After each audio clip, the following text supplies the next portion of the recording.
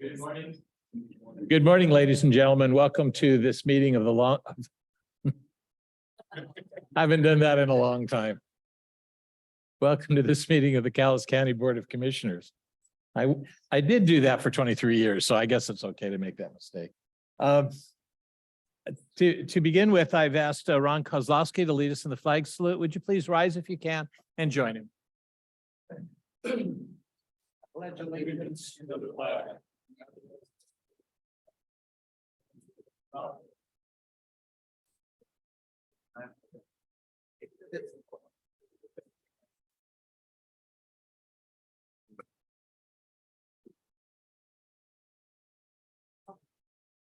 As you can tell this morning, Arn is not with us. He's on a well-deserved vacation. So the two of us will soldier on as best we can. We will review the minutes of our meetings from last week and follow that with a thorough discussion of what's on our consent agenda. We only have one motion item, so we may have plenty of time for public comment today because of the lack of motion items. However, when we get to the consent agenda, all you need to do is ask if you have any questions about any of the items as I go through them. If you want us to separately consider any of those items, all you have to do is make that request and we will do that. Otherwise, we approve the consent agenda with one motion. So at this point, I'd like to call on Commissioner Dahl for his report on last week's minutes. Commissioner. I've reviewed the minutes from last week and found no errors or omissions and would make a motion to approve. All right. Any questions or comments? You've heard the motion. All those in favor of the motion say aye. Aye. I also vote aye. That motion does carry. On today's consent agenda, we start off with a bid award for high density polyethylene pipe for the landfill. Most people don't visit the landfill. It's a fairly enormous operation. It is designed to last for between 50 and 100 years, depending on how much we put into the landfill each year. Its capacity is 1 million tons a year, and we currently have it set at 750, and that allows us to generate some revenue with which we've been able to make some capital improvements for the benefit of the taxpayers of Cowlitz County. But as we expand, the landfill is divided into what they call cells. That just simply means it's a chunk of the landfill that they focus on for preparing. And there's a pretty elaborate preparation process to make sure that the landfill garbage doesn't become an environmental hazard. It is filled with stuff that rots, and that produces methane gas. And there is a piping system that is designed to just collect the methane gas as it is produced.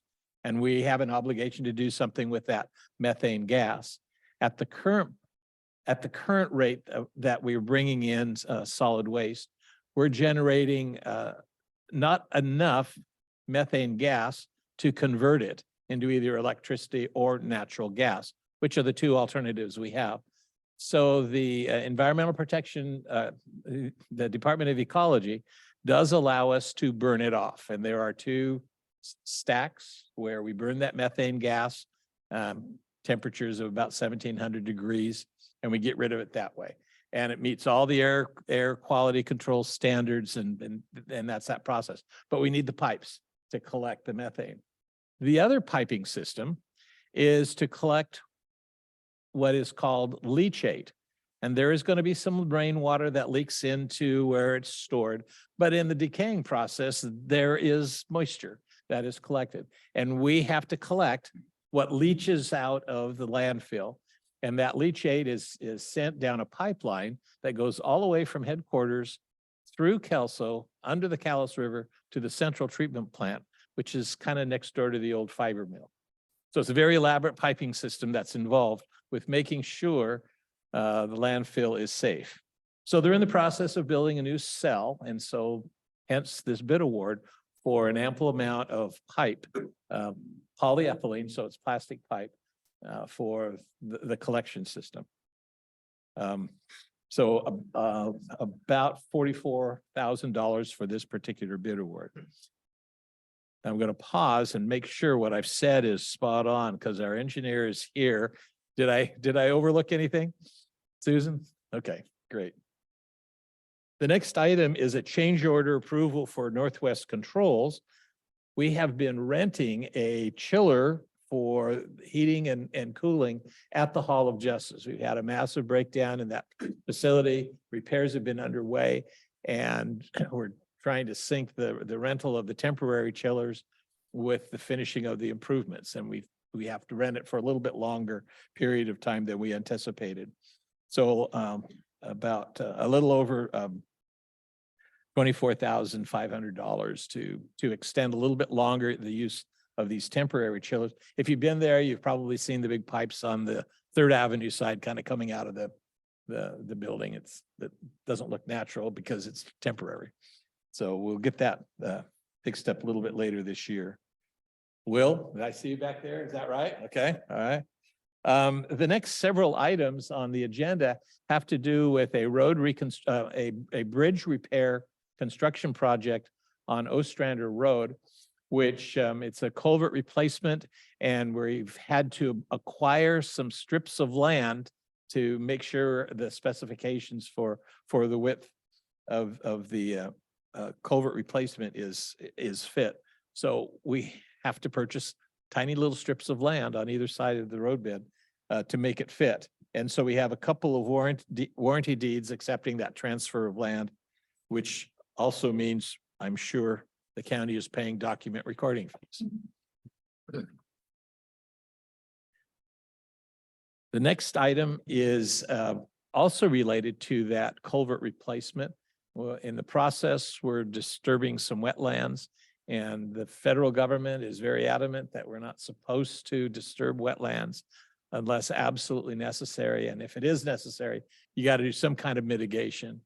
It turns out that Ostrander is in a watershed that is covered by what is called a mitigation bank.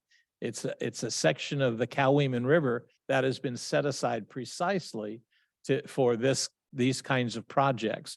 So the city of Kelso operates this mitigation bank, and we can buy a section of that bank as our mitigation for protecting wetlands in the watershed. So even though it's Ostrander Creek, the federal government says it's close enough to the Coweeman that it helps overall protect the wetlands. So we have an agreement to buy to acquire credits, mitigation credits through this mitigation bank on the Coweeman River. Next, we have a subrecipient agreement with the Beacon Hills Water and Sewer District to use ARPA funds to assist in upgrading the sewer force main in the Beacon Hill Water and Sewer District area. And again, ARPA funds were made available to us by the federal government as part of not only responding to the COVID emergency, but also trying to pump money into the economy to stimulate the economic recovery. And we have $24 million that we can use.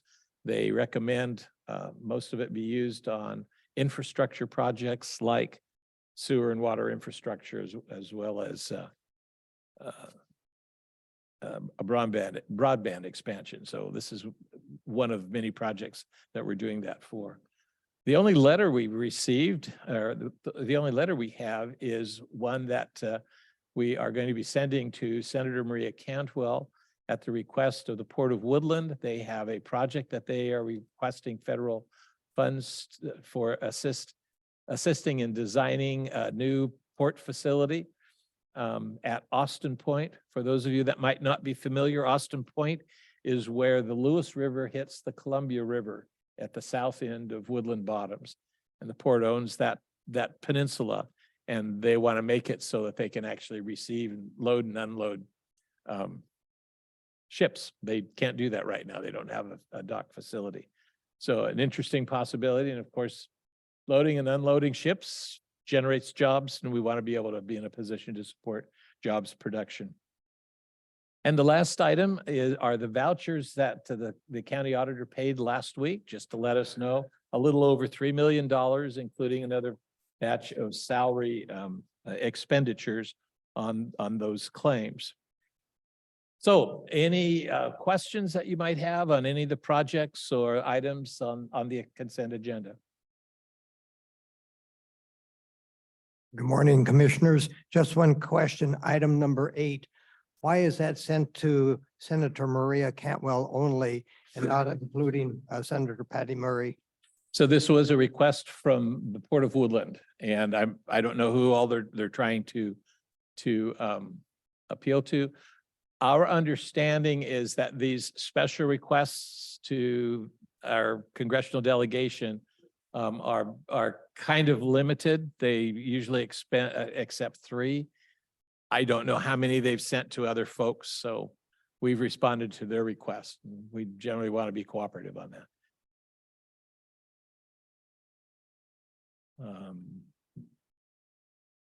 By the way, we did send letters on behalf of the county to try to get some funding for the Tower Road culvert replacement that we've been working on for well over a year now.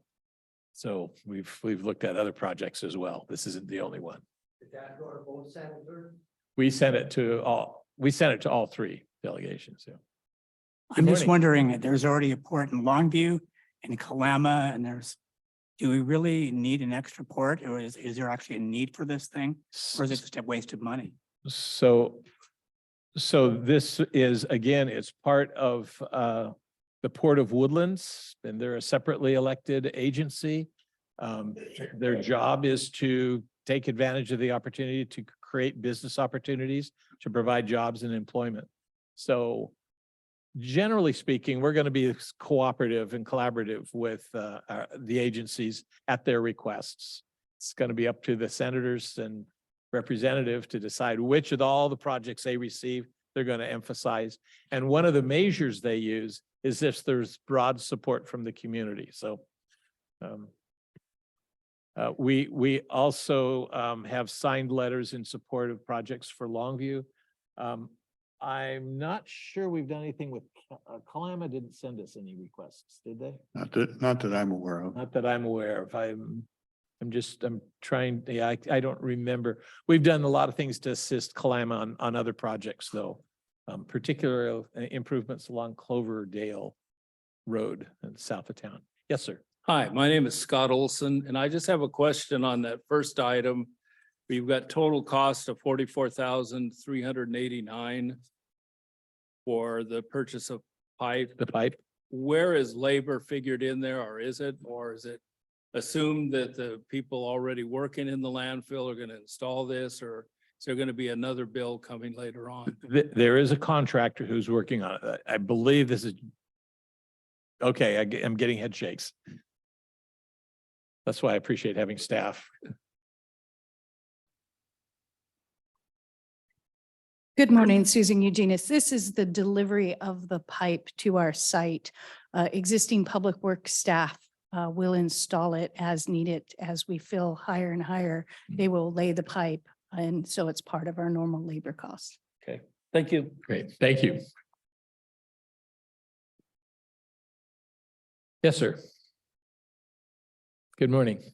Good morning, Commissioners. How are you? Good.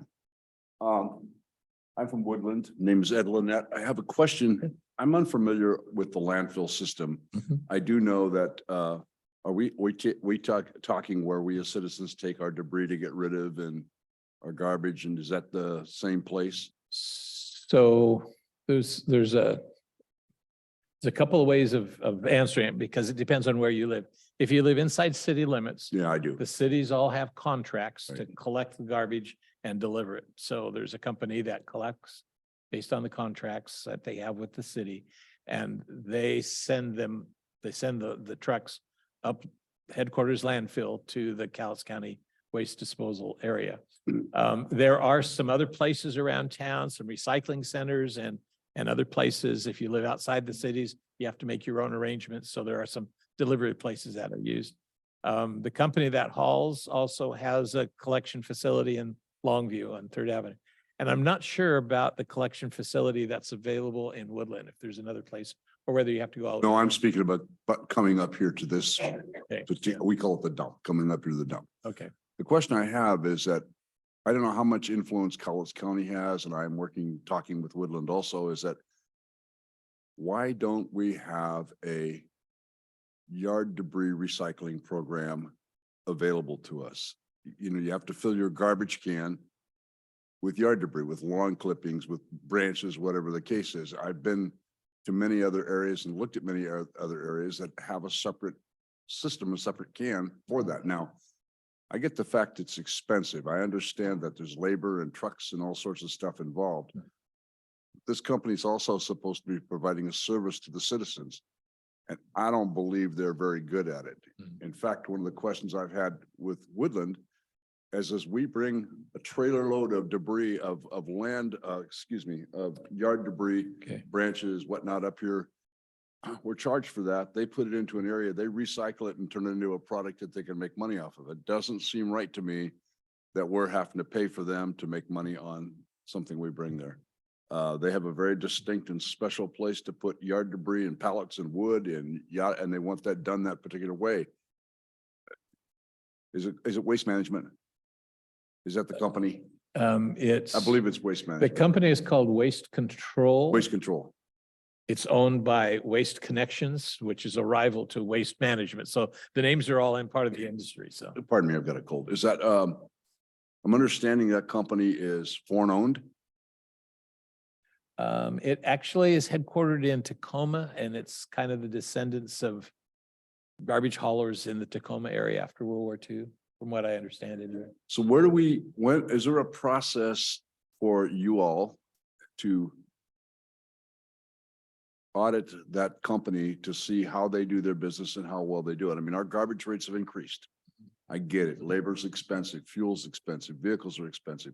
But I don't believe we're getting the service that we are paying for from that company at all.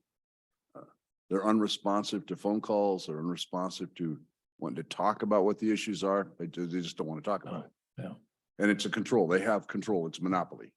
right. Waste Control used to be locally owned by a Cowlitz County family, but they sold to Waste Connections. They're still using the old name, but yeah, it's operated out of Tacoma. It's their headquarters. But do they have a contract with the So Cowlitz County? there is a contract with Cowlitz County, but there's also a contract with the city of Woodland, Okay, and that the city, and I'm in terms of service and ability to audit books, to the extent that Woodland has that contract, yes, they're in control of that contract. But you're actually asking kind of almost a legal question as to where the limits are. So yeah, I understand that.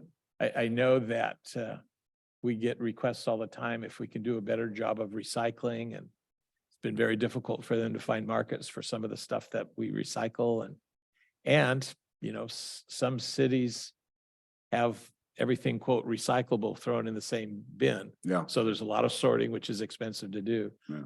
So I know, and where garbage rates are much more expensive than around here, they have separate containers where you do the pre-sorting at home, and there's like 2 or 3 different collection sites, but they're also spending $100 more a ton than we spend. the answer is complicated. Thank Yeah, you. it is. Thank you. Sorry, I don't have a real clear, crisp answer. We keep pondering how we can do a better job of doing the recycling. There should be a better way. Yeah, can't even recycle glass anymore. Glass is garbage. It makes no sense. Yeah. All right, thank you. Thanks. Rick, I jump in too. I was just writing Okay. notes. Good morning. You did an excellent job of explaining the items, except I'm a little confused about number 6. Beacon Hill is pretty wide range of water and sewer for a big district, all the way to Lexington, including West Longview. So is this just like going into Beacon Hill Water District's general fund? It's a sewer force main, so that's taking care of sewage that going uphill. Yeah, they came in with 3 different projects.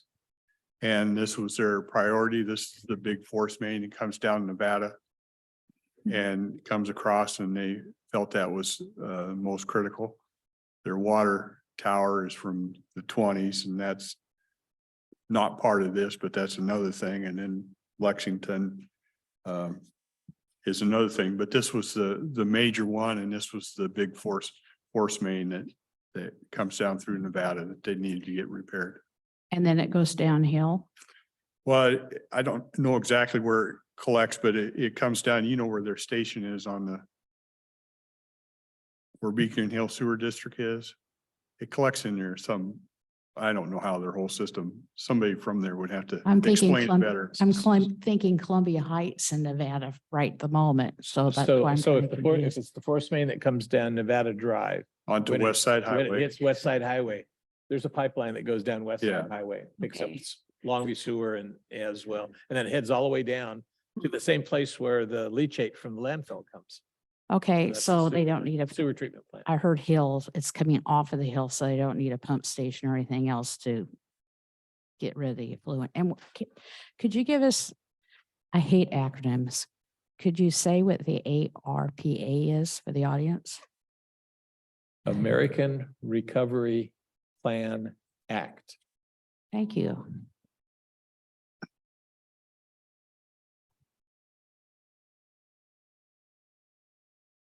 Any other? Yes. Good morning. Good morning. My name's Karen Clark.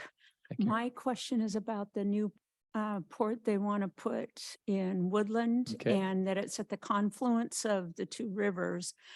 What's the plan for fishing and taking care of the fish?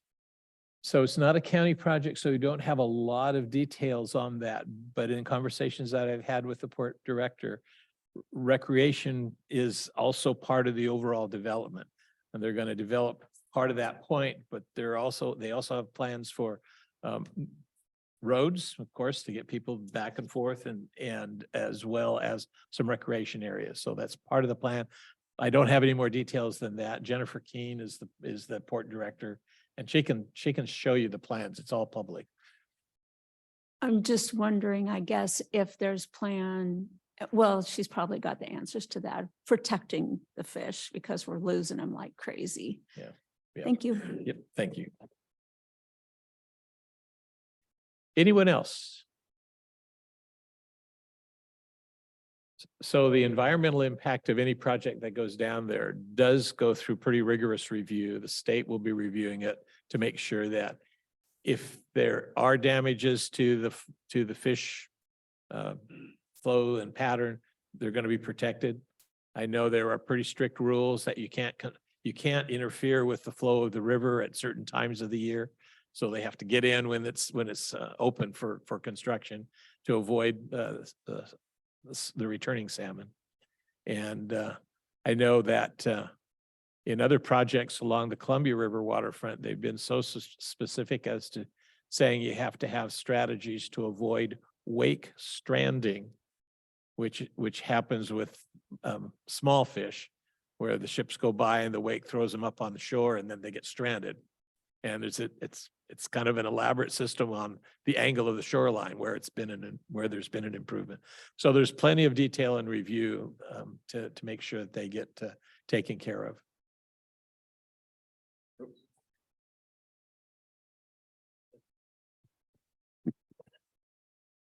Well, I Morning. guess while you're on that subject, if it's a chip unloading facility that you're talking about, that is what that project is? You know, Rick, I don't know if you've heard, I'm not sure they've gotten that far to know specifically the type of product that's going to go over the shores. I think they're just trying to get the dock built eventually. I don't know. Jennifer would have to be the one you need to follow up on that. Well, most of the mills, local mills have their own chip unloading facilities, so I'm trying to picture in my head. Yeah, there's if no they're gonna mill be- down there, so it's not, Pardon me? there is no mill at Austin Point. So I know that. That's my point. If they're gonna be offloading it there, then it's obviously gonna have to go on to trucks. Mhm. And then there's gonna be a lot of and chip train truck and traffic trains and trains. and trains.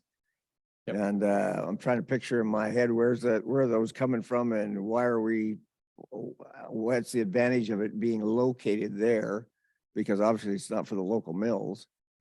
So anyway, information that I just, And they may have plans for transferring grains, like we have in Kalama and in Longview. A lot of different possibilities on what can be shipped in and out. So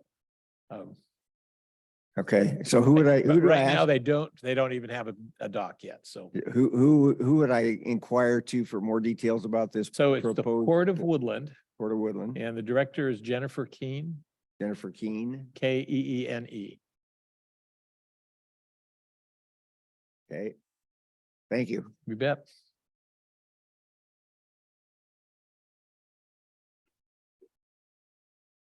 Good morning. Good morning. So just to build off of what he was talking about, this goes to everything you try to do in the Woodland area in that bottoms land. Mhm. There's no way to get anything to the freeway. You're back to our favorite exit was at number 29, right? Because that's where they're 21. gonna, 21, exit 21, yeah. And that's where they're all gonna want to, you really are gonna increase traffic by even one truck. It's gonna be backed up there forever. So the interesting thing is, we haven't figured out a way to stop people from having people, which means jobs have to be produced. I mean, we've got to figure out ways to continue producing not only job opportunities, which is what this is designed to do, but also housing opportunities. And that's a whole nother area of conflict in the Woodland Bottoms that we're working with the city of Woodland on. And it's all hinges on how do we solve the transportation process. It almost gets, one of the ways that I look at it, it's almost like a chicken and the egg. If you don't have a dock, you don't have to worry about doing anything else because there aren't gonna be any True. job. But if you don't You want to improve- build those things and anticipate that people are going to be having kids and you've got to have places for them to live and you got to have growth. You got to make sure you're touching on all the different aspects that are involved. So from transportation to fish recovery, to new roads and railroads and where they're going to live, all that stuff goes into the overall plans. They've got some interesting plans. They understand if they build a nice facility there, they can't use exit 21. They've got to come up with a different access to the freeway. So yeah, this is kind of in the beginning of this process. It may be another 10 years before we get that far down the road. So, but those are all excellent questions that are being asked all the time.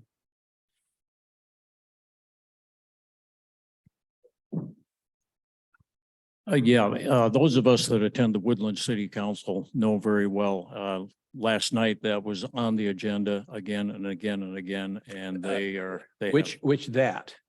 Austin Point or exit 21? exit 21. Okay. Yeah, I mean, a big part of the city council discussions is all about exit 21, all about growth. They're out of land within the city. I mean, so it's complicated and they're all trying to figure out what to do, but it all comes back to exit 21. So we have, Cowlitz County Board of Commissioners have offered over $2.5 million towards the solution. But one of the dilemmas is, as some people have commented, the solution that the state has come up with is kind of like rearranging the chairs on the Titanic. It's not really solving the problem. It's just making it easier to endure. Yeah. And there has to be something more dramatic, I think, to really, Yeah. And there has to be another exit somewhere along that stretch of. Yep, and they all recognize that they can't do anything else within the city of Woodland until exit 21 gets fixed. Yeah. And they're kind of worried about what the county is doing to maybe produce more people than the exit can handle. So I mean, it's you guys working with them to figure it out. Yep. And the state, of course. That's right.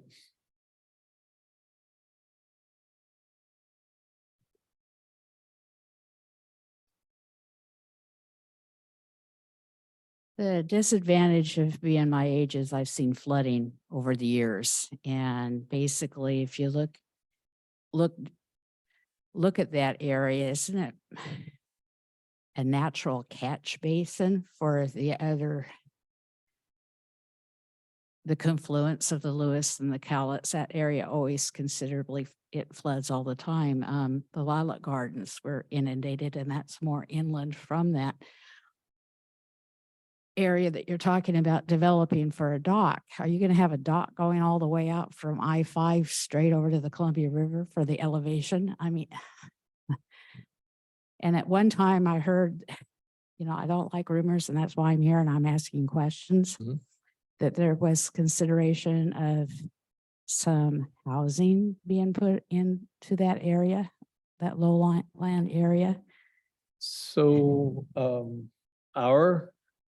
our plan, our comprehensive plan is, so most of Woodland Bottoms is unincorporated. The city has a chunk of it, but most of it is unincorporated. And we do call for some industrial development, but inside the dike, it's mostly designed for farming, large scale farming, 40 acre, not large scale, but 40 acre minimum lot size west of the railroad tracks. East of the railroad tracks, it's more reasonable that there's more intensive development, smaller lot developments, 2 acre minimums and those kinds of developments. We'd have to change our comprehensive plan to have an urban density development, like 8 lots per acre or something like that, which would require sewer lines, and they don't have the capacity now to extend the sewer lines. So it is flat, so it's ultimately ideal to build on for just about anything. And there is this conflict. We've got people who understand, wait a minute, this is prime farmland. They don't make more farmland, right? Yeah. And so all those things are part of the decision-making process that we have a planning commission of 9 citizens that looks at the comprehensive plan and looks at the various processes and projects that come along. The state has an interest, and it's not a mess. It's exactly what we elect public officials to do. These are things that we need to be grappling with and trying to figure out the best approach forward. Yeah, I understand you don't want to be Sim City, but hydraulics, I mean, that is bubbling water constantly. The airport is in a higher elevation and it has flooded on the only thing taller is I-5, really. So is the airport inside or outside the dike? It has flooded. It has Is it flooded. inside or outside the dike? It's So it's- near your precious exit 21 and it has Oh, yeah. flooded. Yeah. Yeah. Yeah. Yep. Uncle Well, was a that's, I mean, the sheriff dikes and are all he designed to babysat it. protect the insides Yeah. from flooding. So, we have a little community called Cowlitz Gardens that's right outside the dikes, and it And floods on it a regular floods. basis. And Well, my negative Nelly here is let's not do that.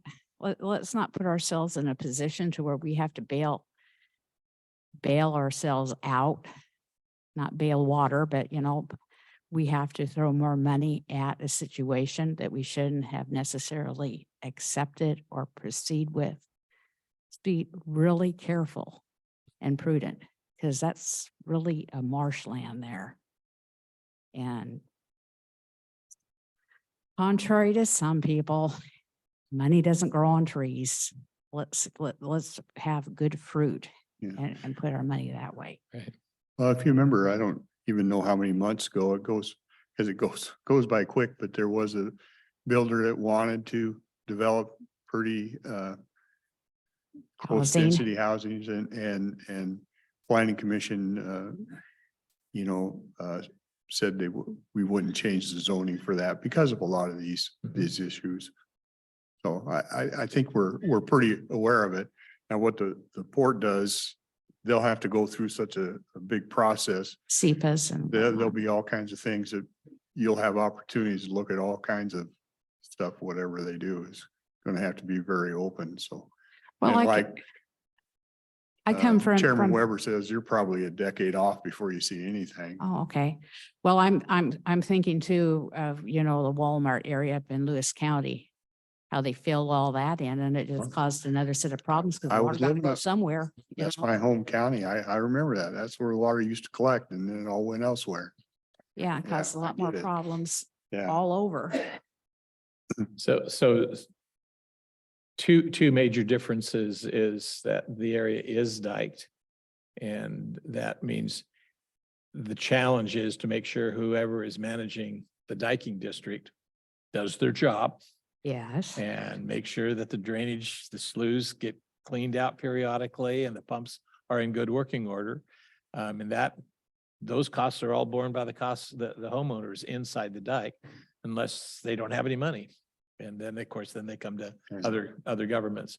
But if you have a port, they're generating money if, you know, they're doing a successful job.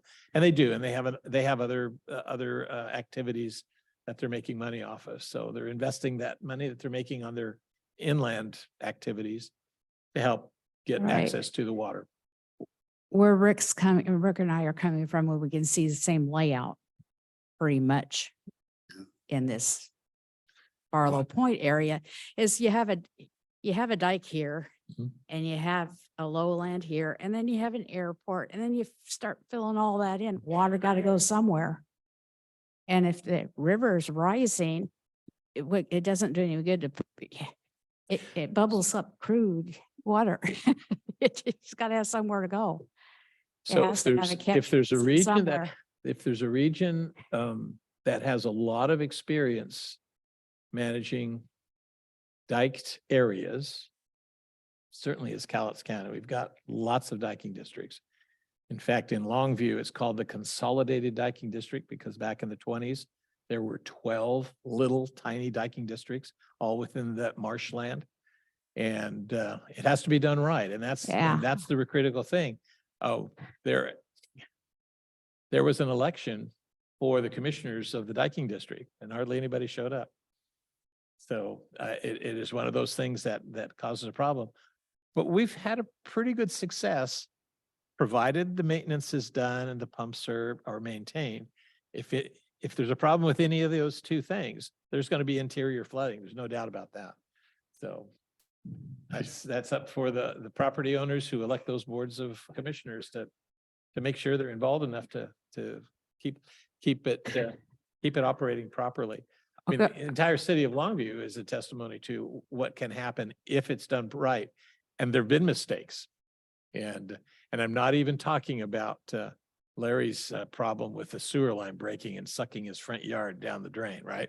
I mean, we're talking about the drainage ditches and we've had problems when somebody is stuck, has thrown a mattress into a slough that plugs up a drainage ditch. And yeah, you bet those kinds of things will back up. Yeah, okay. Well, my family came here in the 1800s in Lewis County, so I'm kind of familiar with all the area. Mhm. And they moved down here to Cowlitz County in the 1930s, kind of familiar with some of this information you're giving me. However, even with a Growth Management Act, you are supposed to plan a development with catch basins. Property up on the hills have natural catch basins. Now, when you're talking municipality, where are your catch basins? They are the area that we're talking about, Barlow Point. That is a big hurricane catch basin. It's a marshland. That's where things drain to. That's the scapegoat. That's why there's bulbs growing there in agriculture. Farmland gets really rich from floods. Mhm. The silt coming down and helping to be part of the nutrients to grow plants. That's why that had been dedicated, is it was a scapegoat. It was a place for the water to go. The mitigation was minimal. It has to go somewhere. And if the rivers are higher than the lowlands,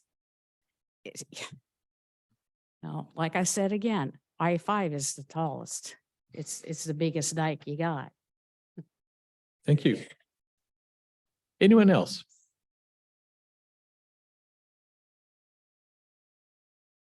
You were mentioning comprehensive planning and regional planning.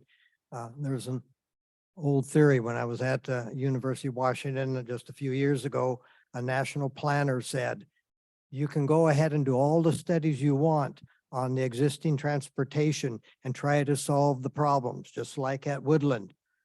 But really, you design and look, if you look at the overall, you design for what is into the future, and then the growth will occur. It's like anywhere else. If you look along the freeways, the growth occurs where the good intersections are. You can tear up the Woodland interchange, keep redoing it, and you'll still basically end up with the same problem. Thank you. Anyone else? Want to double check our chat? Okay, comments from Darcy. Thank you, Darcy. Darcy mentions that the one industry is Columbia Carbonates is shipping and out near the dike. So that's the. But Darcy, I'm not sure that Austin Point development is specifically for Columbia Carbonates. They're taking care of it on site. All right.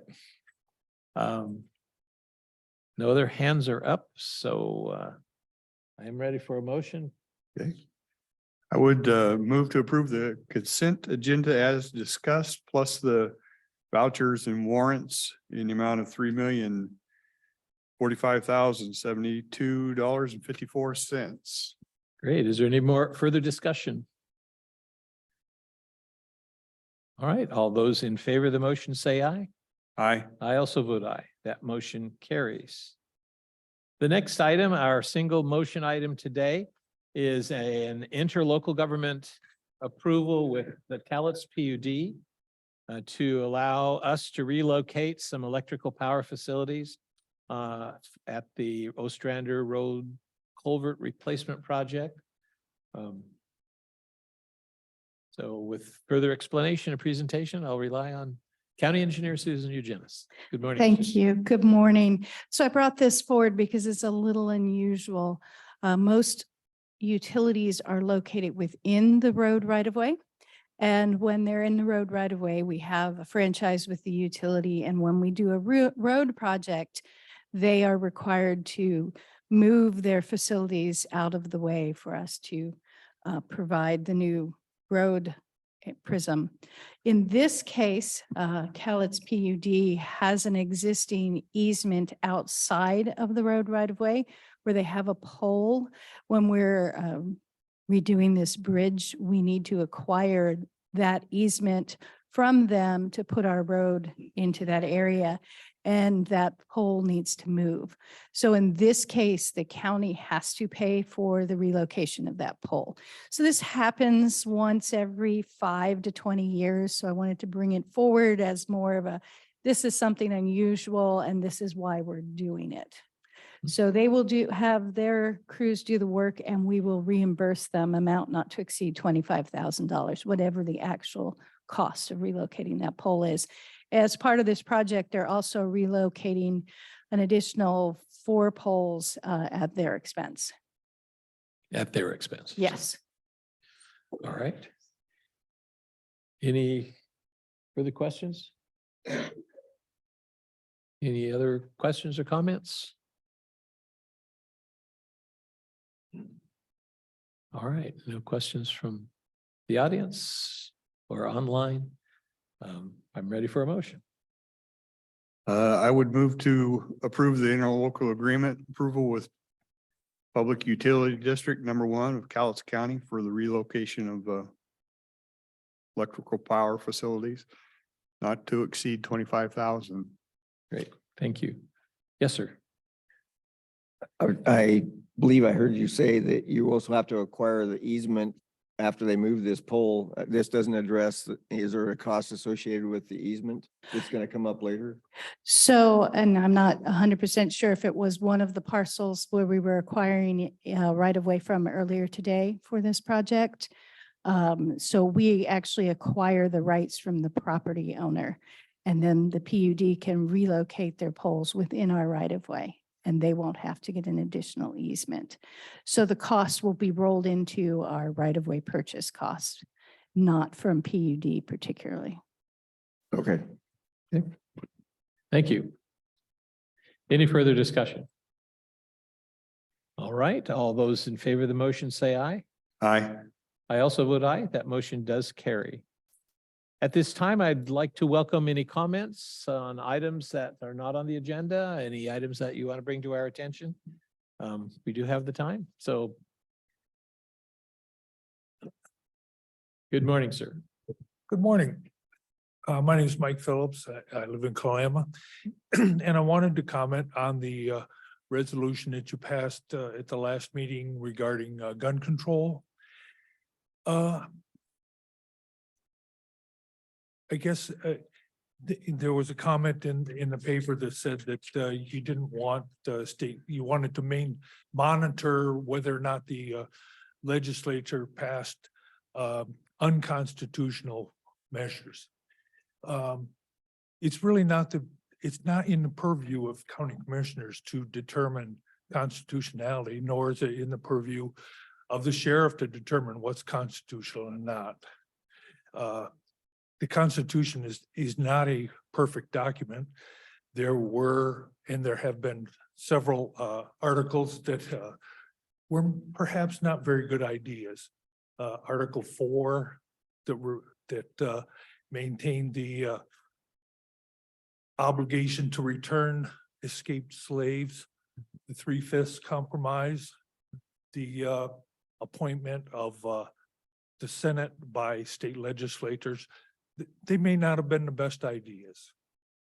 The other thing I wanted to, that I think is important to point out is that gun control or gun advocacy should be taken in, can be taken in a historical or current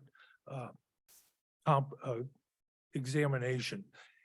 In the last year, in a major war, the citizens of Ukraine have lost 8,000 people, 8,000 citizens killed by the war. In the last 2 months in the United States, we've had 7,500 gun-related deaths. I think that taking things, looking at things in a historical perspective is sometimes very important. And, you know, as to follow up on the constitutional issue, I think that the framers of the Constitution probably had no idea that an 18-year-old could buy a weapon that had the firepower of a Continental Army regiment. I'm sure that if they did, they may have had a different idea. Not saying that they would, but it's very possible. The other thing about the Second Amendment, it speaks to nothing about, and most people don't speak anything about when you have rights, you also have obligations. And one of the obligations is to know what the effect of what you are purchasing has. Those 7,500, they were subjected to violence. The violence didn't stop when they died. Almost every one of those 7,500 will end up on the autopsy table. And if you haven't had the experience of attending an autopsy, especially an autopsy of a 10-year-old kid or a 6-year-old kid that had to be identified by DNA because of the massive injuries, I think that there's an obligation that gun owners need to understand what they have and what they're doing. Whether or not the weapon was used in self-defense, suicide, or accident, they have to understand how much that the damage done by a high velocity weapon is so much more massive than anything that a Continental Army musket could have done. So I guess those are, I just wanted to make those comments, and I think it's important to look at things sometimes in a bigger context. Thank you. I appreciate your comments. I made just a couple of notes that you mentioned those urban areas where gun violence deaths have skyrocketed. Right. It's not just urban areas. Not just, but most of those deaths are in urban areas. I don't know that. That are in some of the most highly gun regulated communities in the state. And that's kind of, it's kind of frustrating. If you can pass a law that can change people's behaviors like that, we would have peaceful big cities, and we don't. The second thing that is kind of a sticking point as far as I'm concerned is this whole idea that it's not guns that kill people, it's people who kill people. And we've got to do a better job of teaching gun safety and teaching responsible use and addressing the rampant untreated mental illness that is plaguing the country. I mean, we're trying to do that. We've seen some incredible improvements in our efforts to address the mental health thing. We still have a ways to go, but all I'm saying, it isn't as simple as passing a gun control law. That's not going to solve a whole lot. I totally agree. I don't think that the horse has left the barn on gun control. We have 400 million guns in the United States. I think that battle has probably been lost. And we as a society, though, have to come to grips and be willing to say, you know what? I'm willing to have 40,000 people die every year so that I can have a gun. Yeah, I don't know. And well, that's what the numbers are. There are over 40,000 gun-related deaths a year. And we have to say, I'm happy with that. If not. Well, then we here's need- the other thing about statistics. There are more people dying from illegal drug usage than gun violence, and that we're still struggling to try to deal with that as well. I mean, it is frustrating. The problems are so complex. They truly are, We but can agree on at least that part. oh, yes, and Obesity. look at the number of people killed by gun deaths have far outpaced all the deaths killed in wars from the United States over the years. Well, So, thank you. and anyway, I appreciate your listening, comments. Yep. and I know that, I have a different point of view than a lot of people, and I appreciate you taking the time to listen. I appreciate you coming Absolutely. today. Thanks for coming. Thank you. Thank you. Whoops, sorry about that. Who's next?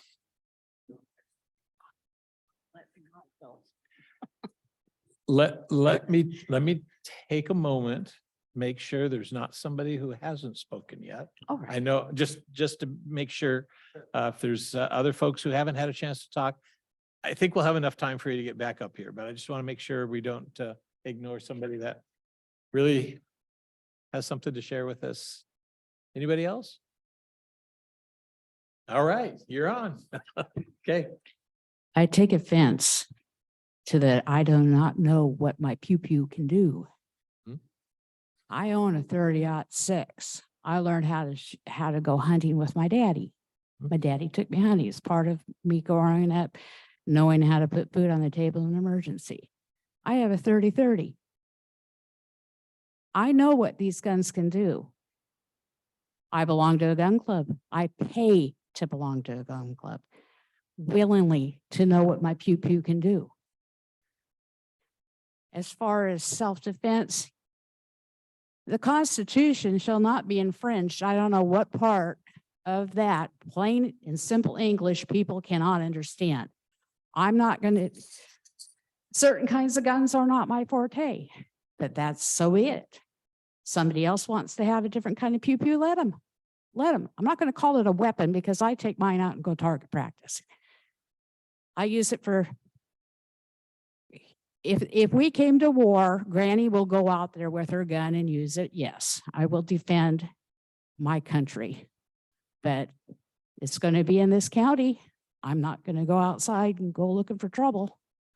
And most people are like me, a citizen who wants to keep that Second Amendment intact. And Weber, I have to thank you for passing that. Thank you very much for you did good. I am eternally grateful for that. Thank you for sticking up for our second, along with all the rest of the parts of the Constitution. You know, I give you a hard time, I ask questions, but I do appreciate that. Oh, man, do I appreciate that. Thank you, sir.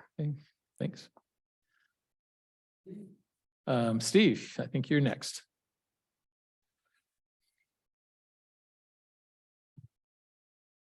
Goodness gracious. Well, first, I guess I want to comment on with guns and rights. Yes, you have responsibilities. In colonial days, fathers taught their sons, and by the way, fathers had exactly the same guns as the British Army, as the government that was controlling them. And at 12 years of age, sons were expected to be proficient with that same gun that their father carried. They were taught how to load it and use it. And it was exactly the same weapon that the Army, who belonged to the government, that controlled them. So yes, I agree that if you have rights, they do come with responsibilities. And those responsibilities and learning the proper way and on how to own a gun, take care of it, and the responsibilities that go with it have not been taught. Now it's a game.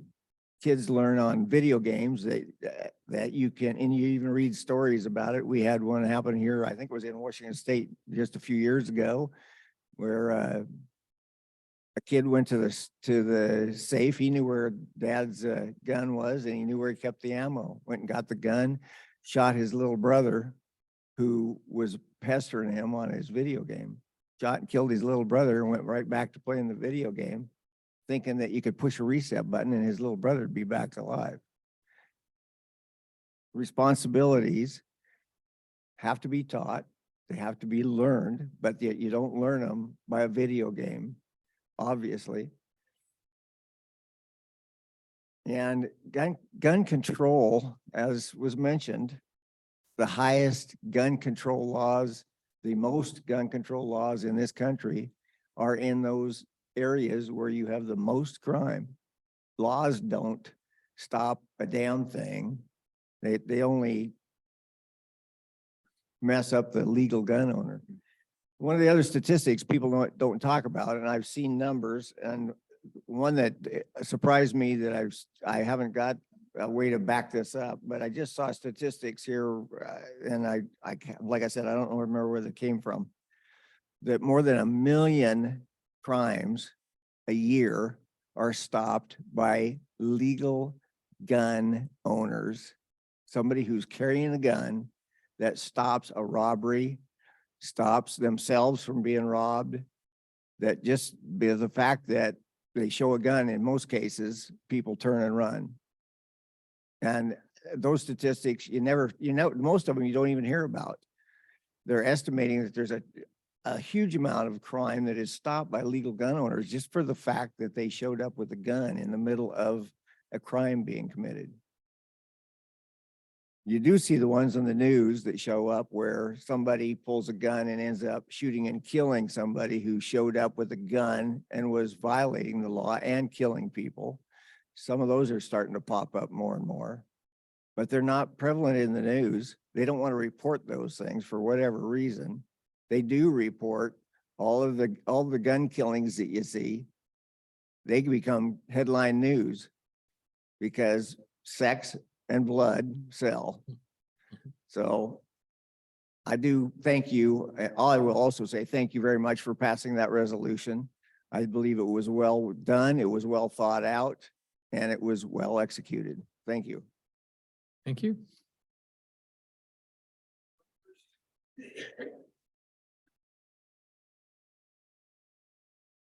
So just real quick, Second Amendment isn't about all this legal gun ownership stuff. Second Amendment is to keep the government off our back. I've sat here and said this before, and that's what the Second Amendment's about. And, you know, you can go on about every other statistic you want, but that's what the fact is. When we wrote the Constitution, number one thing was you can say whatever you want. And number two was, but you better get a gun.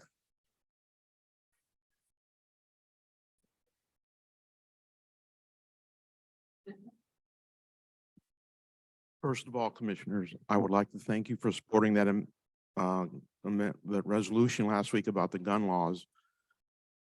It is, as a legal gun owner, it befuddles me every single day that there's news in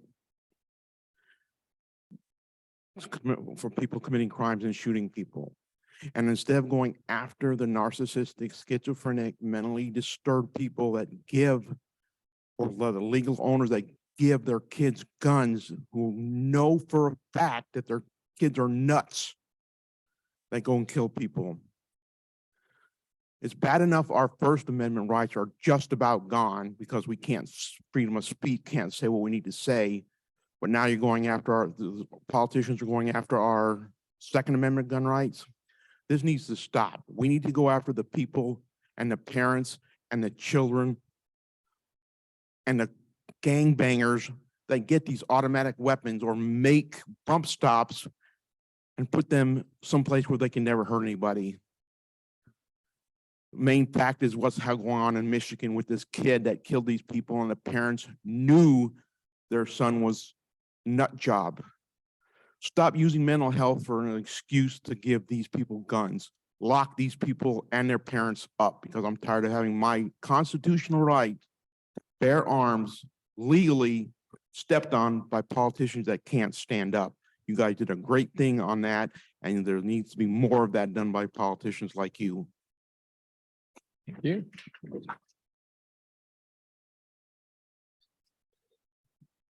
Good morning. Good morning. Congratulations again. Thank you. So I just want to say that I appreciate that you voted on that. By the way, okay, yes, Shannon Gilman, Longview. Anyways, I want to speak on that. When saying that there needs to be gun control, it's not, and I like how you said it's not the gun that kills people, it's people that kill people. There was a situation in the Highlands not too long ago where a man approached my friend who was at the center. Her and her husband were helping with a situation, a faucet. And a man started screaming at her and approached her and was telling her that he was going to gut her. And if it wasn't for the fact that we have a Second Amendment and that she is able to carry, she had just received her carry license and had to pull her gun. That is what made that man take a second thought and run. It is situations like that where citizens like me, yourself, who are able to protect ourselves, protect our family, protect our home, and protect our friends and those around us. It is not for those who go on shooting sprees, whether it be at a shopping mall or at a school. I feel that the other side continues to brainwash and just fill it with so much junk that they are not listening to what is actually happening. Gun control is to control the people and not the situation. And I'm just thankful that I was raised by the parents that I was to know that they're not toys. I'm thankful that I have a husband who served in our military, who has taught me how to use one. And I'm also thankful that I get to be a part of our Citizen Academy and learn more of what our sheriff and our police department do. The pew pew, I love that word, pew pew. It's not a toy, and so many feel that it is just, it's a toy, but you know what? A knife is dangerous, a car is dangerous, a bus is dangerous. There are so many things out there that people just want to look over. And I've been in other countries where guns are not allowed, but you know what they use? They use guns, they use machetes. And you know what? We have that here too. So I've had a man stand in front of me with a machete, and I've had a man approach my apartment when I first moved here with a knife. So I thank you for bringing that forward. I appreciate it. Thank you.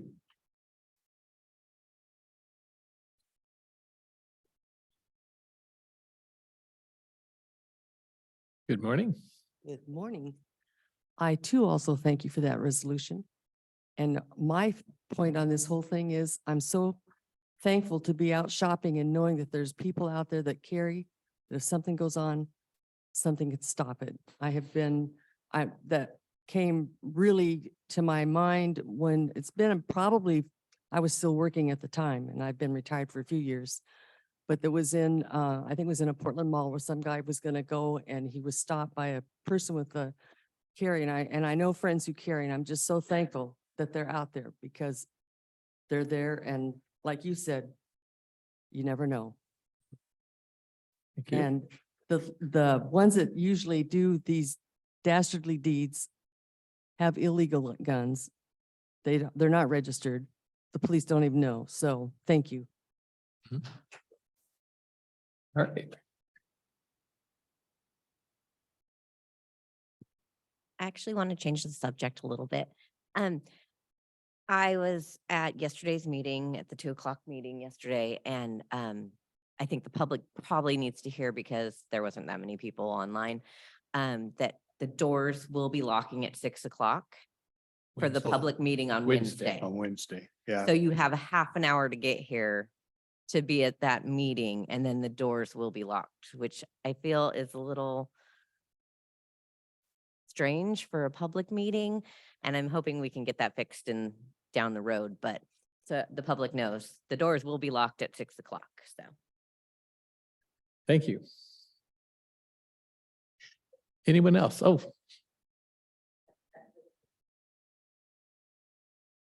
Good morning.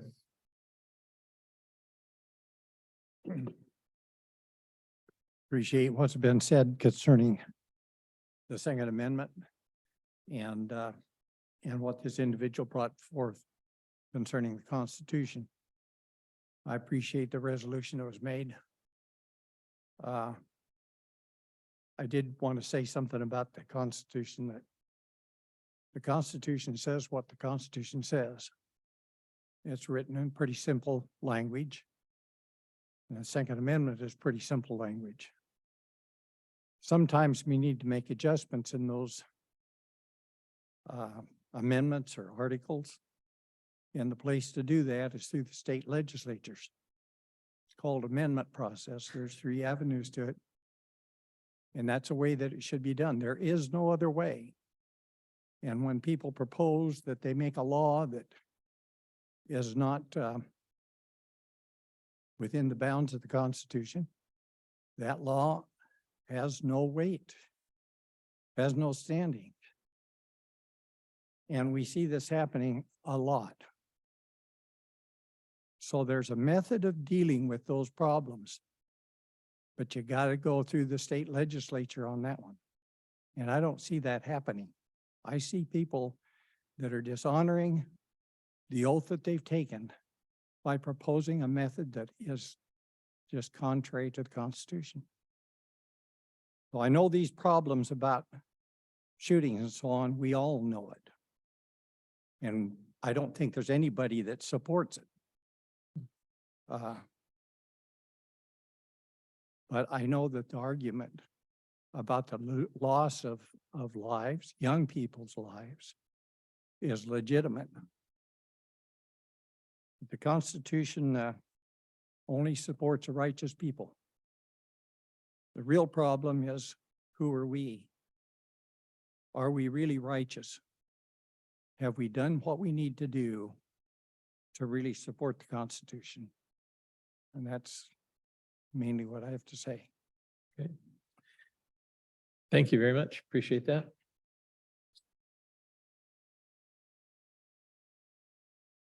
I will share your frustration in that there are plenty of examples of where legislation has been passed and approved by the courts, who in our system are the final definers of what the Constitution means, those adjustments that you say.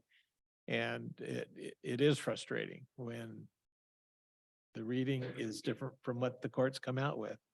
And we have a particularly activist state Supreme Court that has played havoc with our ability to defend ourselves lawfully. Our law enforcement has so many handcuffs on themselves. They can hardly get them on the prisoners that they're trying to apprehend. So it is a frustration. You know, and the two of us have sworn to uphold the Constitution and the laws, and we get put in that straitjacket way too often. And so there are times when we can express our opinions with the resolution. We know we're not the ones that can change a lot, but at least sharing where we stand is part of our First Amendment rights. And you've given us the authority to take those kinds of declaratory action. So I appreciate the kind comments you've made. Larry. Yes. I'd probably get a little more radical on that. Judges, those are opinions. We ask them for their opinions, but you know what? I have an opinion too, and you have an opinion, and I value those every much as I do a judge in a robe. So. Yep, very good. If I think I remember my history right, the reason for the gun control, not gun control, but the ability to bear arms had to do with stopping the tyranny of the government. During the time of the revolution of the Constitution, it was to protect us from the English. And I don't think that's changed. You know, you see what's going on all levels of government in our country. And I think most people, or many people, have now come to the conclusion that our government is our biggest enemy. And we're seeing it more and more every day, particularly in the blue states, unfortunately, where we live. So it's all of us having to stand up and start to take those rights back and make sure they're protected. And I think it's very important, the step that you guys were willing to take. Yeah, you can argue, you know, whether you can do it or you can't do it and everything else, but the very fact that we're actually standing up and saying this is our Constitution and we are going to take those rights back from a tyrannical government. So I think you to be congratulated for doing what you did. And of course, we need more of those kind of steps. Okay.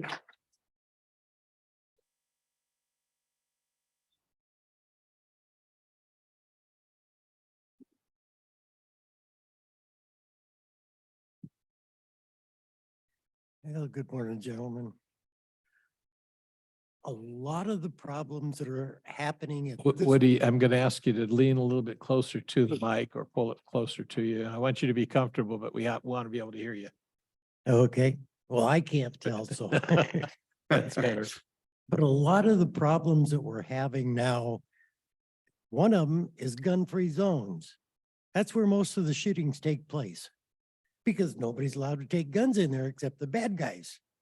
So if you eliminate the gun-free zones, every time somebody pulls out a gun to do harm, 10 people are going to pull out a gun to stop him. That's only common sense. But children nowadays are not taught respect. You and I know the difference. When you did something wrong, it hurt because your daddy beat your butt. And you think about it the second time, No, that hurt. I don't think I want to do that again. Now you go stand in the corner for 5 minutes. That's it. That didn't bother me a bit. So I'll go do it again.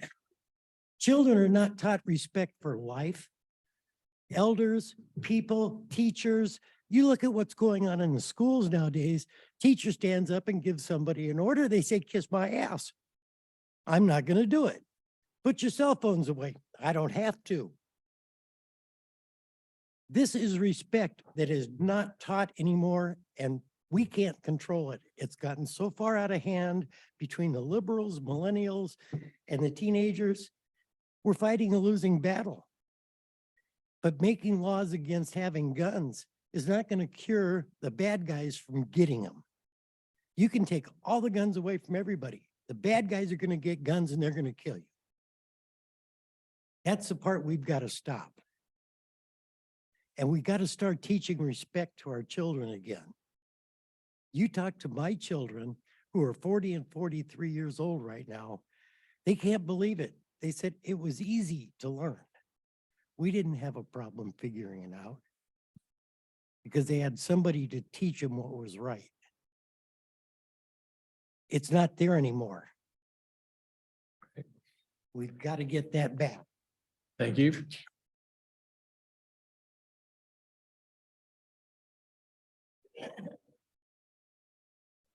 This is a different subject.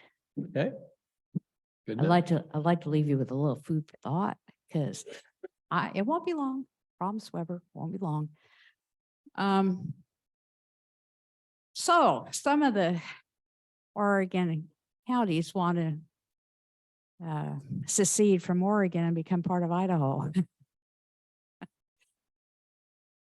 When it comes to that time, when you feel that you can't defend your own county anymore, that all of your tax base has gone up to Olympia, only a fraction comes back. I'm with you if you decide on that. I am with you because, you know, when your recording fees at one time were supposed to stay in your own county and be used for your own planning of your infrastructure, and they keep taking your funds and reallocating them, and you have to beg for them to come back. And that just isn't right. It's not fair to y'all. It isn't. So that's my food for thought is I'm with you if you want, if you're ever considering that. Well, it's been a little, and it's been an interesting journey. For whatever reason, Oregon has a lot of folks out in the rural areas that are mad at the central government. Oh, wait a minute. That's why Washington was created. We were Yeah. mad about what was going on in Salem. We were able to get away with it, although it took some fancy political maneuvering because we didn't have that many people here. But one of the strategies that the eastern counties have is it's an interpretation of the Constitution that allows states to adjust their boundaries.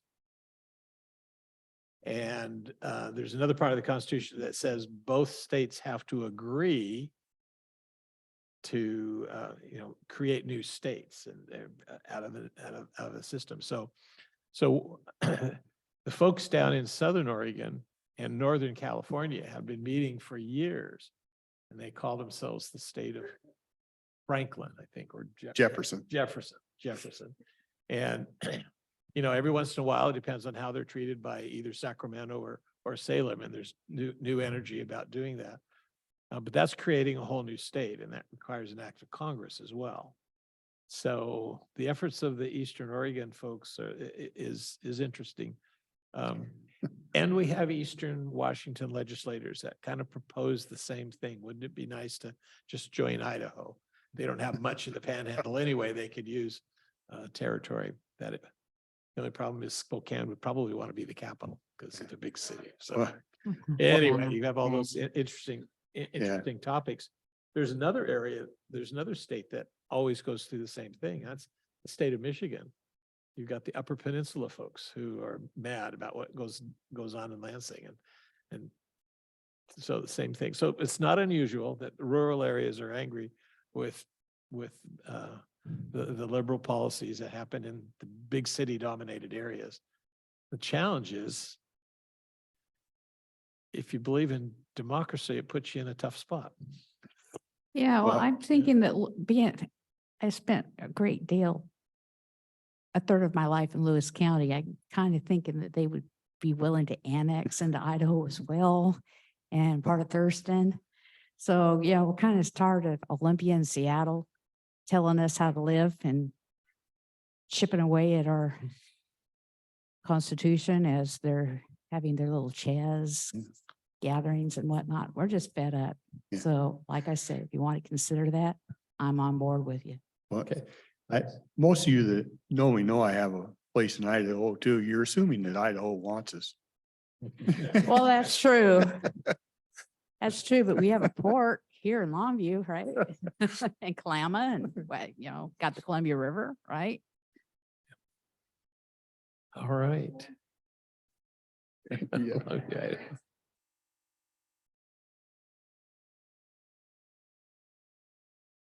Good morning, Commissioners. Morning. Great.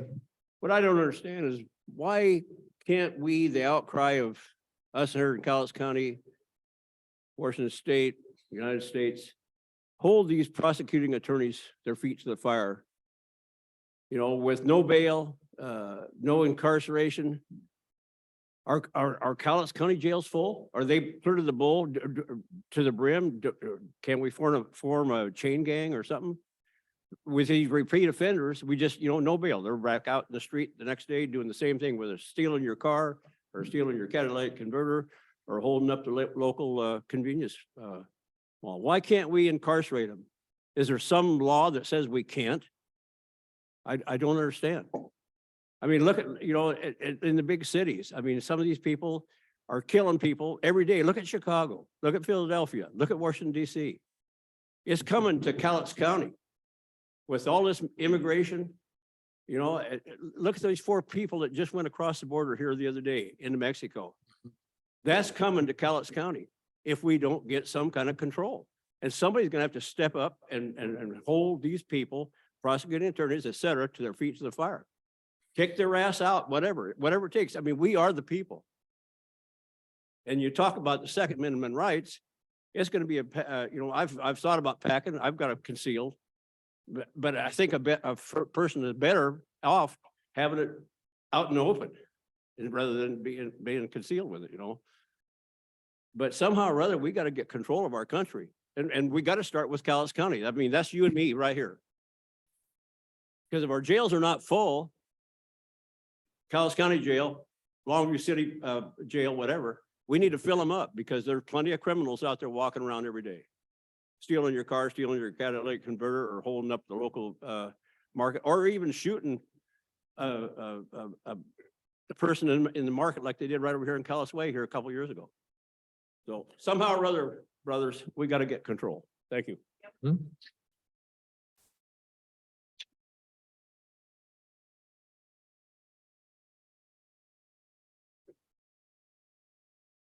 One more time. Statistics are wonderful things. I took a few minutes to look some things up right quick. I want to point out that there are between 3,500 and 4,000 drownings per year in the United States. There are unintentional injury related deaths. The leading cause of unintentional related deaths for children ages 1 to 4. Now I'll come back to that here in a minute.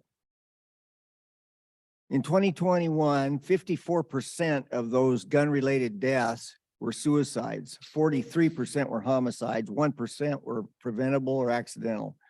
2022, the percentages were exactly the same. There were 45,222 gun-related deaths. 54% of them were suicides, 24,292 of them. 43% were murder, or 19,384. 535 were unintentional or preventable accidental deaths. 611 were involved law enforcement shootings, and 400 were undetermined causes. The statement earlier made that I, as a gun owner, am willing to tolerate 45,000 deaths per year so I can own a gun. Such an foolish statement would be like me saying, gee, I'm willing to tolerate 4,000 drownings of 4-year-old kids a year so I can have running water in my house. The two are not related. They're not the same subject. They're completely different. I'm sorry kids drowned, but it's got nothing to do with the fact I have running water in my house. I'm sorry people die by guns, but it's got nothing to do with my gun rights. And gun control doesn't fix the problem. I guess I'm done. All right, Have a good day. thank you. Anyone else?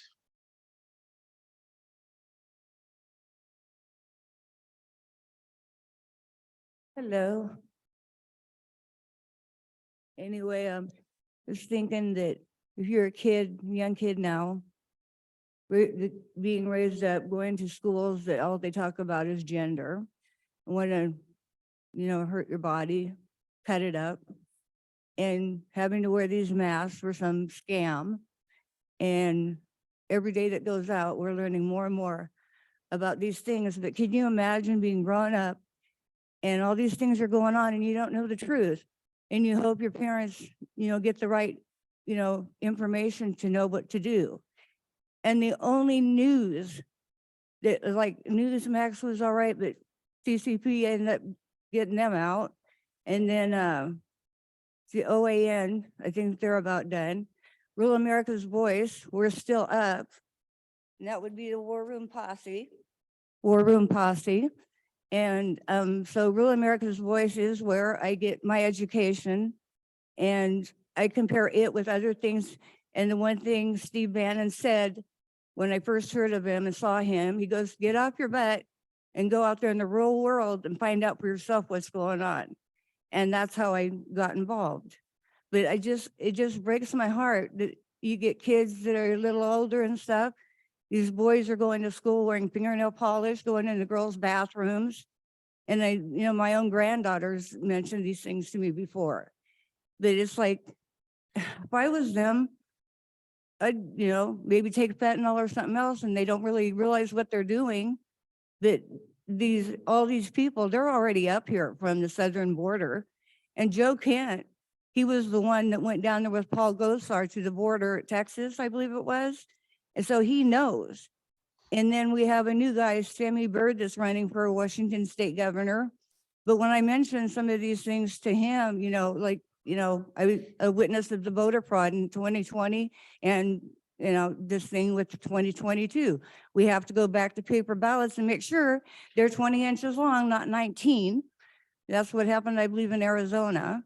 But we have to go back to paper ballots, whether people like it or not, because all these machines, and I believe that Ron DeSantis, governor of Florida, he was talking about getting a good attorney down there, and the gal, I can't remember her name, but come to find out, Mike Lindell said, yeah, she's the one that works with Dominion. Hello, that's the problem. But it's just like, what I do is I pray for everyone, and as I hope one of the holy people from what the Bible says, that I can help others, to do the right things too. But I just feel so horrible. And I have to say, watching Steve Bannon, and he said, go out there. And then he started talking about PCOs. And then it was like, I had to learn, but it's like, just go do these things. But Steve Bannon saved my life. And it's, and I found out about all these, mainstream media, they're garbage. People aren't even watching them anymore. So if you want to see the real news, it's the one that has the American flag on it, Real America's Voice. And then there's, throughout the day, there's different people. And some of them, I don't really care for their comments. Like some of them are really bad on TikTok, but people don't realize when Jen Psaki was the press secretary, and somebody said something about Facebook and she goes, yeah, well, I have to talk to them and straighten things out. Hello. Anyway, and then all these new cell towers they're putting up, there's actually on the newer, and they're putting more and more up, but there's certain rays that come out of those cell towers because it's radiation. You know what radiation does, and look how bad the cancer is going up. The rates are horrific. So people, we just need to put God back in control. And the Bible is full of political stuff. I mark my Bible with it. Anyway, I just ask, you know, the good Lord above to be with us people and show us the complete truth. Put a light on it. But myself, it's like being alone when I go to do certain events. I want my gun with me, you know, or something that usually I don't really have a problem, but I go out there and I pray first, whether I'm by myself or with other people, and pray to myself if they're busy. But it's like we have to put God first, and we have to keep our First Amendment rights. We have to keep our Second Amendment rights, etc. Because socialism is communism. So for you kids out there, and a young man I seen yesterday, I believe it was, or the day before, his name is Seth, and he works at the Xfinity over at Twin City Center. Anyway, he said, you can go ahead and automatically pay your bill with the kiosk. And I said, no, I want human, you know, I want personal contact there, you know, it's like, I want a person to do it. And he's like, okay. Anyway, and then later on when, you know, cause it was like, he was making me wait it out. Okay, that's fine. I'm good, you know? And anyway, one of the things I was taught from people's rights is, you know, we have our core principles, and you got to be a decent person, honest, respectful, no matter what, you know, as good as you can be, you know, be godly. But this kid, when I said, you know what, you like your computer so much, but one day the computers is going to be your job. You won't be needed anymore. And he goes, that's okay. You know, I don't want to work anyway. Anyway, it was like the longer that we, you know, did talk while he was working, it was becoming a respectful conversation. And I thank the Lord for that. But I just, you know, I want to tell you, appreciate what you did about the guns. I was very happy about that. So I thank you too. And I miss Arn. Hi, Arn. Anyway, so, you know, God be with us all. And I mean, there's things I wish I would have wrote down specifics today, but that's all I have for right now. Thank you. You're welcome. We do have a hand up. Tom? Go ahead. Holy smokes. Talk about someone who should not have a firearm. Yikes. Anyhow, some of the things previous speakers have said in this freewheeling discussion are quite ironic. Perhaps the gentleman who expressed frustration with having his Second Amendment rights being infringed by scofflaws who do not safely own firearms will ask Commissioner Dahl if he supports safe storage laws that prevent unauthorized access, such as would have happened in Michigan, or red flag laws that prohibit individuals who are known to be dangerous from owning firearms. I suspect that he would find Commissioner Dahl does not support those things. And in fact, he had those things in mind when he was drafting his resolution last week. Also, if the Second Amendment shall not be infringed, isn't it ironic that firearms are prohibited in the very building this meeting is happening in? Isn't that an infringement of constitutional rights? Or how about the fact that none of these people can own a howitzer? Isn't that a violation, in fact, an infringement of that same Second Amendment? One more thing, all the people lamenting about a broken mental health system never seem curious enough to discover their patron saint, Ronald Reagan, is responsible for causing this problem when he overturned the Mental Health Systems Act of 1980.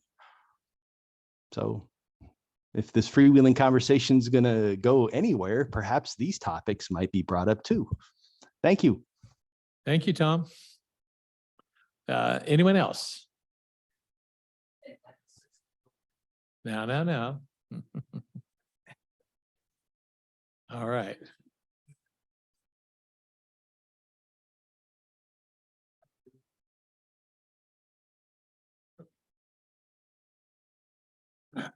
Good morning. Again, I'm Scott Olson, and I debated about whether I ought to get up here and say something or not, but I appreciate the discussion that we've had, and it's been a variety.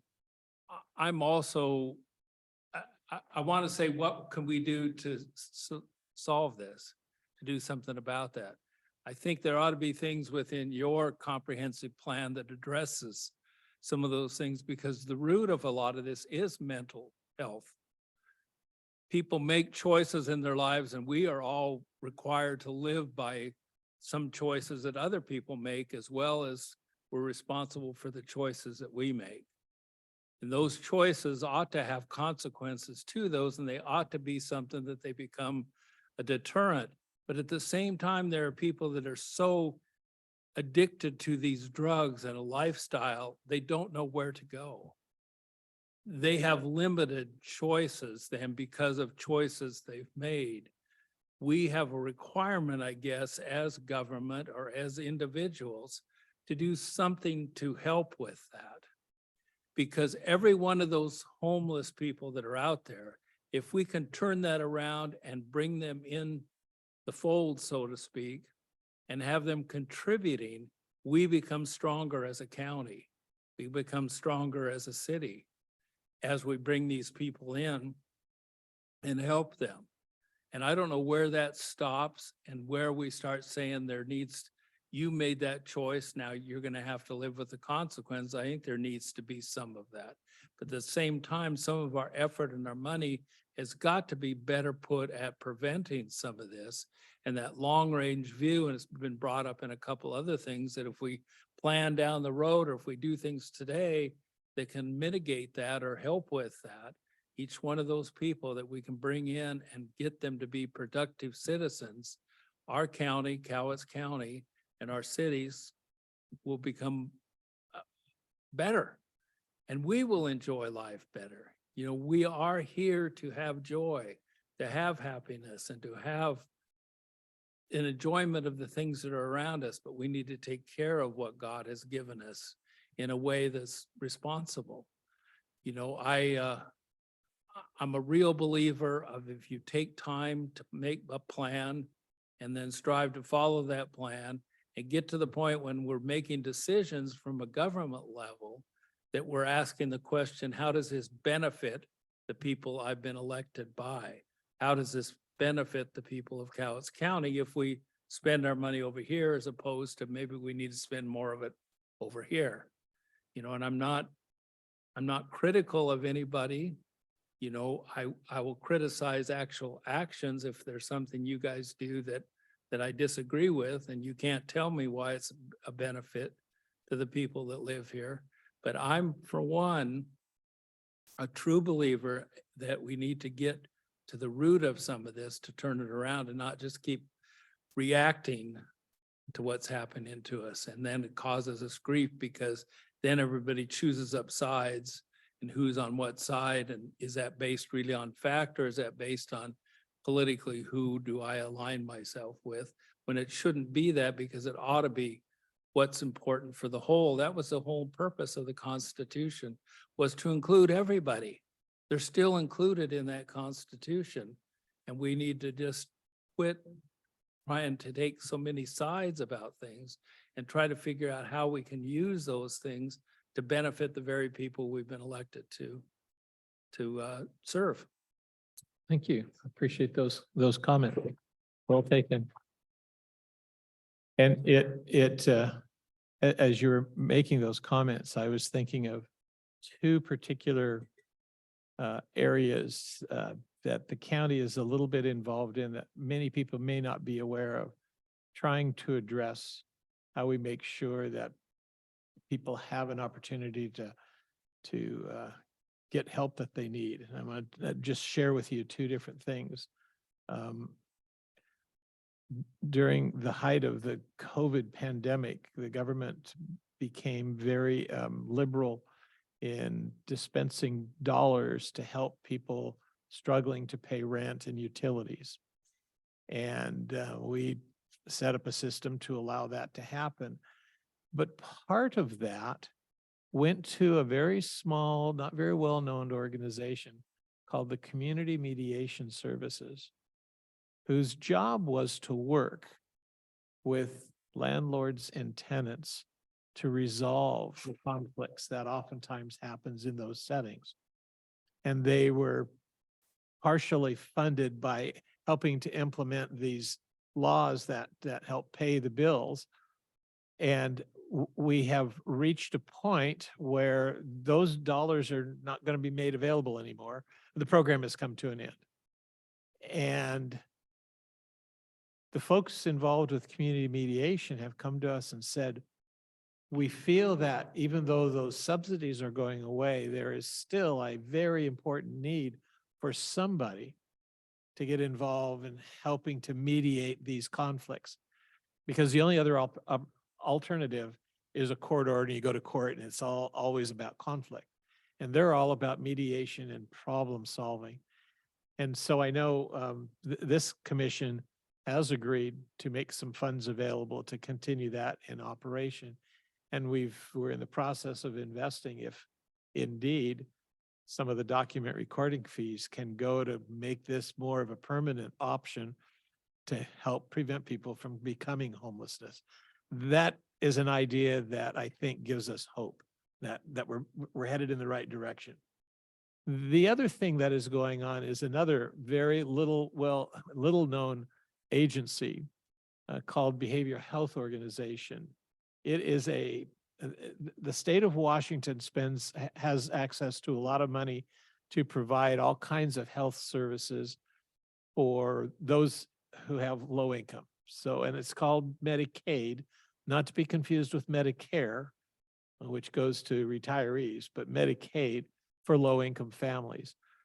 And a portion of those dollars for health care have been designated by the state of Washington for behavioral health issues. That is mental health. And what we've discovered is almost always a co-occurring challenge, and that is substance misuse. And so the state has divided Washington into different regions, and we're part of a region that is called the Great Rivers Behavioral Health Organization. And we, along with regions all across this county or across the state, have been very deliberately developing programs with private providers to make treatment more accessible to those who qualify because they qualify for Medicaid. And it has been an interesting process because as we go along and develop this program and that program, we're discovering that there still is a need for some kind of residential long-term treatment. And as one of the callers mentioned, it's about 45 years ago. I think I've mentioned it before in response to a Jack Nicholson movie, One Flew Over the Cuckoo's Nest. We don't want those great big huge institutions where we lock up people and forget about them. Well, one of the things that is happening right now through the BHOs is that there is funding for smaller residential treatment facilities, smaller, community oriented. That's where the job can be done because these folks still have contact with family. And that's still the most important part of linking people back to a successful treatment. So we're beginning to make some changes. For those of you who are familiar with downtown Longview, there was a photo studio called Mr. C's. Now, if you've noticed that building recently, you've seen that sign kind of in disuse. The windows are covered. There's obviously something going on inside. That is becoming one of those residential treatment facilities being developed by the state because there's a need. There's another office building that's also been transformed by another agency down on 14th. And again, we're beginning to develop these residential facilities, not a massive institution, but one that can be intimate and can be very responsive to the needs. So I appreciate your comments. I'm encouraged that we're making progress because there's been planning like you suggested and a willingness to try something different. And I really am so thankful that our commission has taken that bold step to help with community mediation because that's going to be it's going to have a huge impact on people. So this was supposed to be public and I've talked way too much and I apologize for that. I want to turn it over to Commissioner Gall and Yeah. for final comments. Couple comments. I appreciated Mr. Olson's comment. That's something I personally struggle with all the time. I believe we're called to help. But I don't believe we're called to enable. And sometimes finding that line is very, very difficult. When you cross over into just enabling somebody, that's just a waste of money, of taxpayers' money. So it has to, there has to be some effort on your part to get to the point where you feel comfortable and once they're ready for help, I totally agree with you. We need the resources to throw at it. I struggle with some of the mental health issues as Chair Weber's has talked about. You know, the state has really thrown those burdens back to the counties and the cities, but the state still controls all the funding. And I'm not a person that believes the government has the answers. I've seen their work over the last 67 years, and I can tell you they don't have the answers. I think communities have the answers. People in whether it's Cowlitz County or it's Lewis County are the best to make the decisions for that county. The issue we always run into is the pocketbooks are always controlled by the state. They're the ones that want to make the decisions for you and tell you what's best for your county.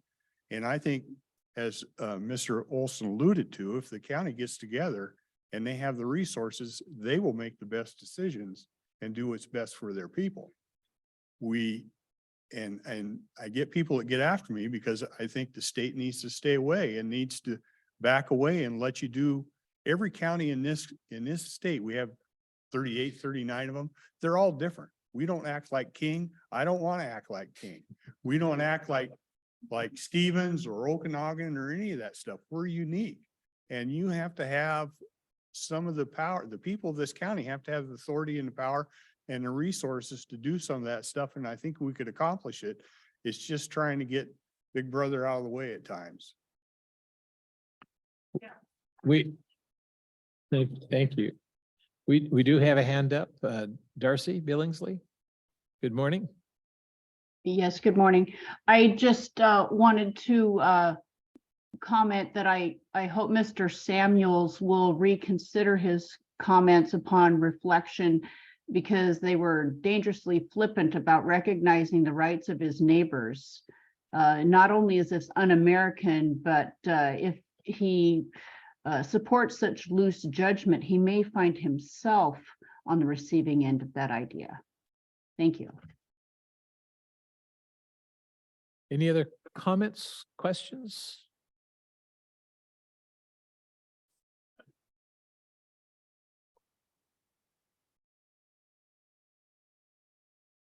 Yeah, just one concern I have is there's recently a person I know very well, their thinking was different than the doctor, and the doctor suggested they get counseling, and the person goes, actually, I'll be counseling the counselor. And in reference to nowadays, like kids, if they want to talk to the school counselor, like this gender stuff, the counselor's not allowed to tell them don't do it. It's not legal. So if you have kids and they hear the word gender at school, soon as that kid gets home, I don't care your age, as soon as you get home, you tell your parents they did say the word gender today. And that parent needs to get right on that. So I just, the health, the mental health, anyway, I just don't want them they're using some of it to convince people of things they have no business to do, but where it can be helpful, I'm happy for that. Thank you. Thanks. All right. Anyone else? I know you stood up. I don't want to make sure you, okay, fine. Yes.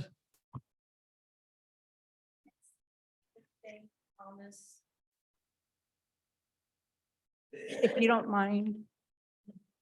I don't mind. Okay. So just you've let me before do little updates of the Highlands. Hmm. So I just wanted Sure. to say that we have, starting in April, we have, I'm looking forward because this month we're just kind of enjoying the month. Office hours are 1 to 4 and but April 2nd, we have SNE. Every time I say that, we are the knights that say knee. Sorry, sidetrack.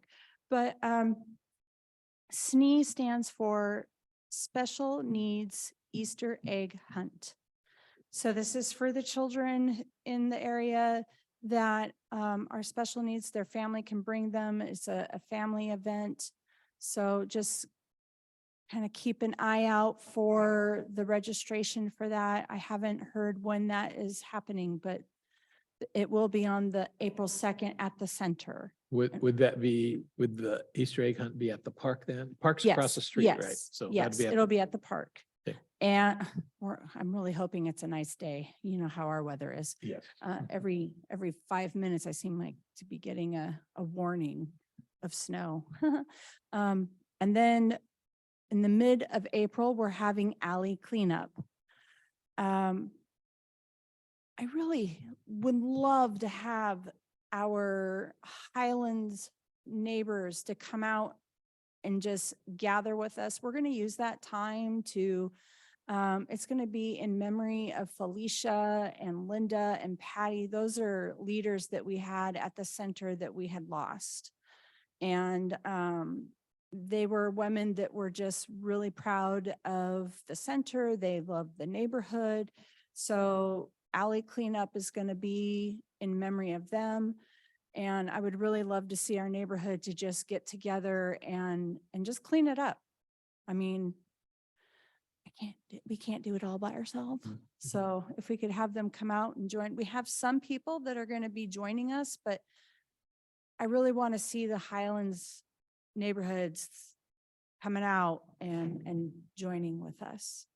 So for the cleanup, I know that disposal of the mess is a challenge. Is the Yeah. city cooperating at all? with Yes, providing? yes. We have trucks? been, we will Good. have those large The dumpsters dumpsters, yeah. at the end of Okay, each great, of the super. alleys. I think that's all I have for right now. Okay, great, thank But you. yeah, I would really love to see faces out there, and I will give an update on the date as it gets closer. But it's mid-April. Yeah, great. I believe, correct me if I'm wrong, Mother, 1. I believe it is at 1 p.m. Steve, I think this is for kids. It is for children. It is for children.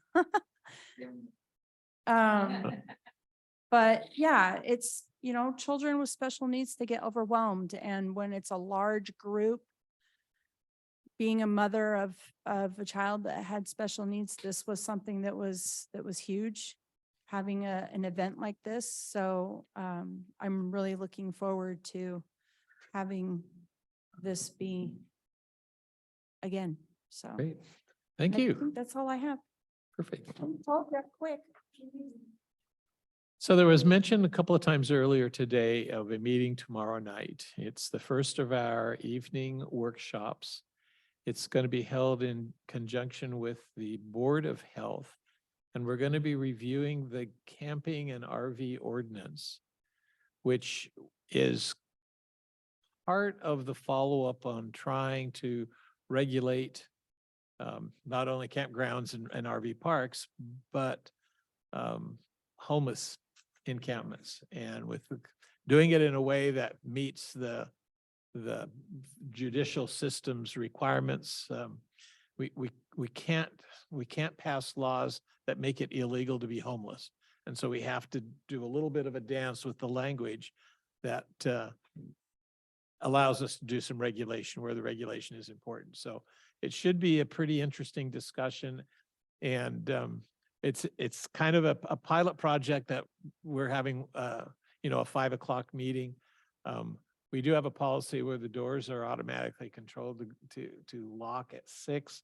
We're not quite to the point where we want to change that permanent because we don't know how many people would show up at something like that.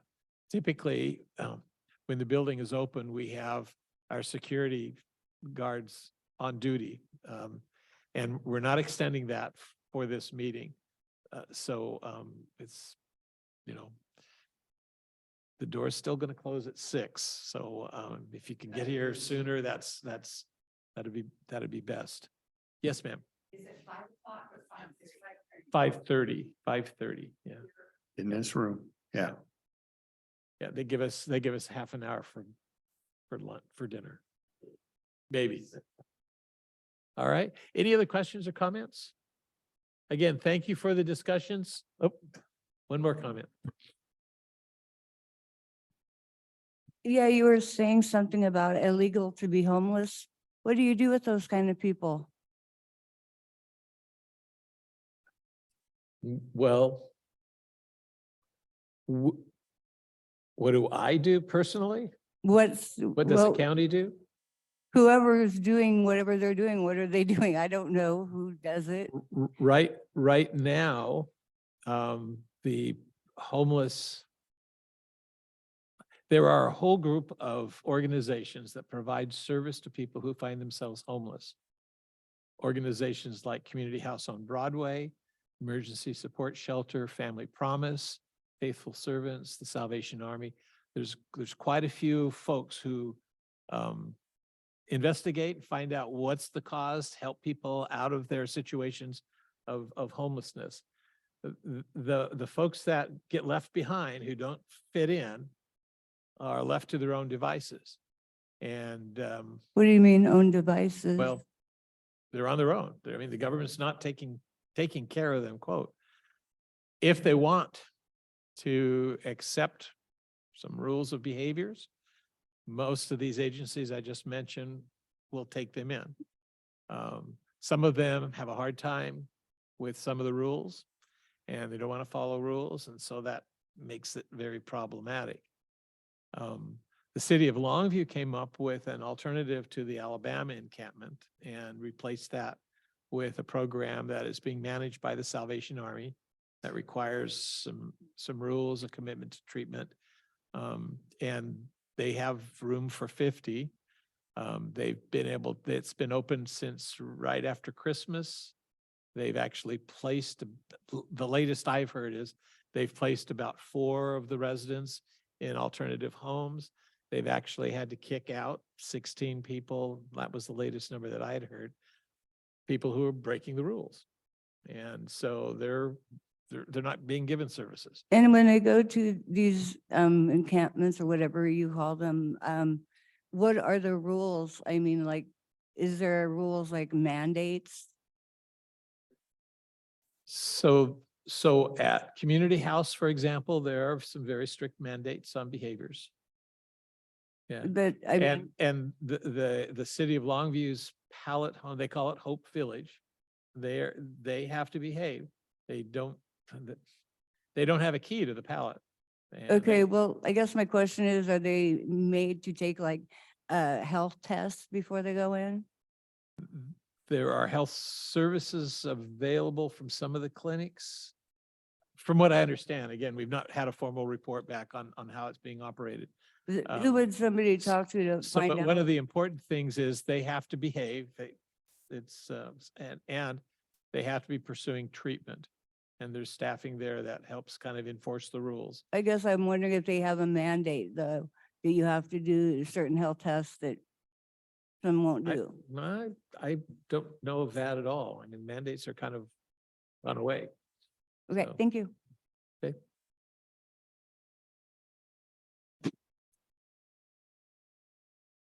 Anyone else? All right. Well, thank you. A great discussion today. Appreciate your attention and your contributions. Meeting is adjourned. Thanks for coming.